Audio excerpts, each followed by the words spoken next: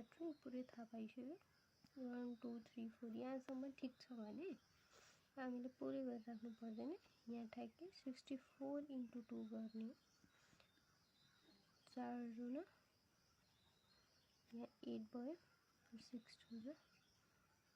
12 यसको आन्सर चाहिँ 128 हुनुपर्छ पक्कै पनि यही हाम्रो आन्सर होला इसको ऑप्शन थियो A 70 B 128 C 138 and D is 96 answer यो छ है अर्को क्वेशनमा छ अर्को क्वेशनमा छ यो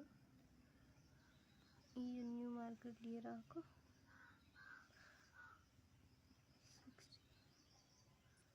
2 8 यहाँ चाहिँ सेकेन्डमा छ वाट 5 8 and 4 सो अन्त पहिला त हामीलाई यसलाई सल्भ गर्नुपर्छ यसलाई सल्भ गर्नु भने सेकेन्ड पनि थाहा हुन्छ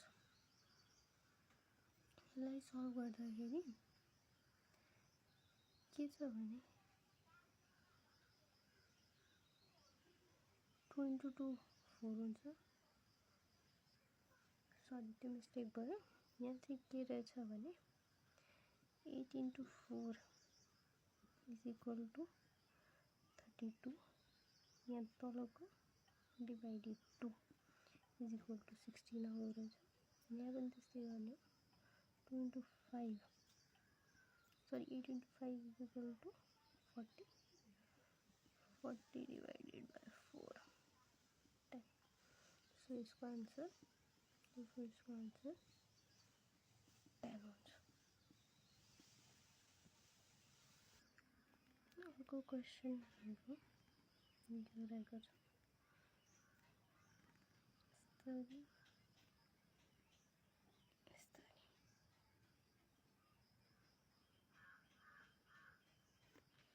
यहाँ चाहिँ 14 10 18 7 5 अनि 8 यो हेर्न बित्तिकै के लागिरहेछ इन्टु 2 लागिरहेको हेर्न बित्तिकै लागिरहेको के भन्ने पर्दा 7 × 14 5 × 10 कति भयो त्यो 18 हुन्छ भने 9 × 18 सिम्पली 5 ×